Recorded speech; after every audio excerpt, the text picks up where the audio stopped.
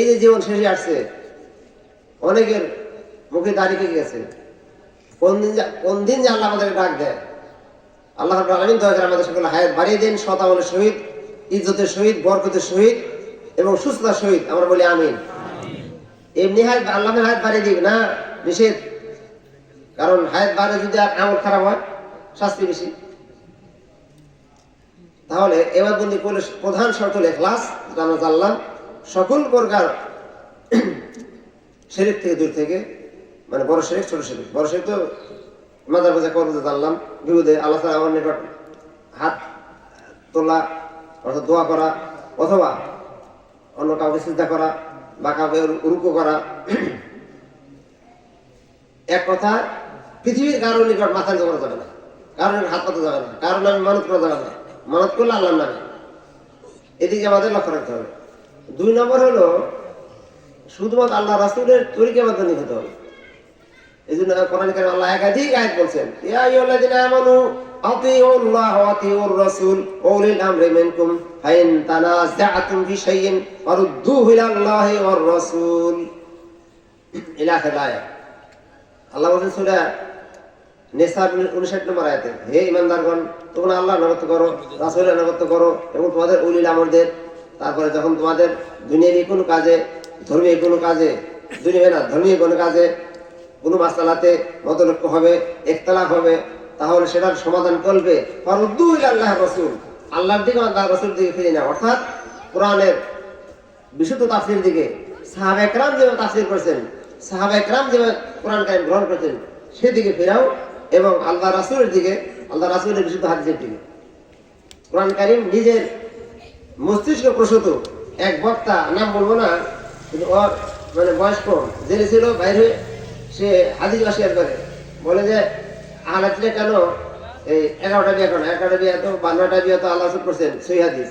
ওই জাহেল জানে না যে চাইলে অধিক বিবাহ করা অন্যদের আমাদের রসুলের ছাড়া সাহাবায়ে কেরাম, তাবিঈন, তাবেঈন, যত মানুষ আছে পৃথিবীতে কিয়ামত পর্যন্ত হারাম, কেউ চাইলে অধিক বিয়ে করতে পারবে না।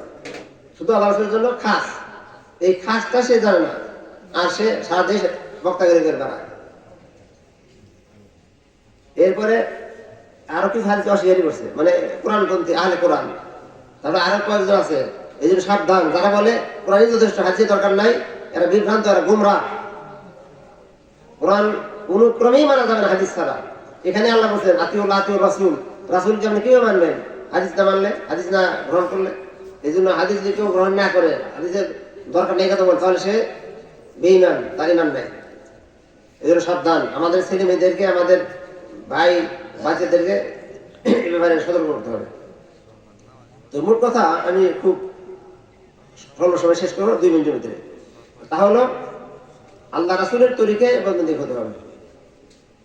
তাজদীদুল মুতাআবাদ রাসূলুল্লাহ সাল্লাল্লাহু আলাইহি ওয়াসাল্লাম, শুধুমাত্র তাজ মানে খালি করা, শুধুমাত্র আল্লাহ রাসূলের তরিকায়ই আমাদের করতে হবে, অন্য কোনো তরিকা না। দলিল, আল্লাহ রাসূল বলেছেন মান আতানি ফাকাদ আতা আল্লাহ, যে আমাকে অনুসরণ করছে আল্লাহকে অনুসরণ করবে। আল্লাহ রাসূল আরো বলেছেন কুল্লু উম্মতি ইয়াদখুলুল জান্নাহ ইল্লা মান ইয়াবা। হাদিস সবাই জানেন, প্রত্যেক উম্মত জান্নাত যাবে, কিন্তু যারা অস্বীকার করে তারা না।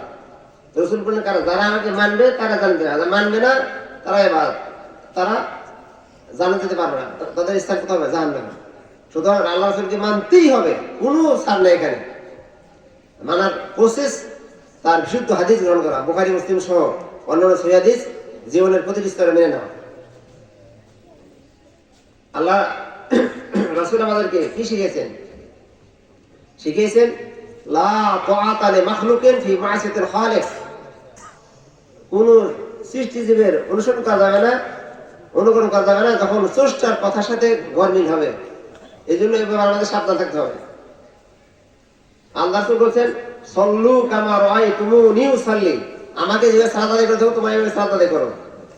হযরত আল্লাহ বলেছেন খুযু আন্নী মানাসিকাকুম, আমার কাছে হজ শিখো।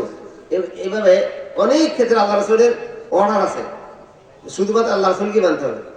তাহলে ইবাদতবন্দি করলে শর্ত হলো তাওহীদ ভিত্তিক, খাঁটি ঈমান ভিত্তিক বা ইখলাস ভিত্তিক, আর হলো রাসূলুল্লাহ সাল্লাল্লাহু আলাইহি ওয়াসাল্লামের খাঁটি অনুসরণ বা অনুকরণ।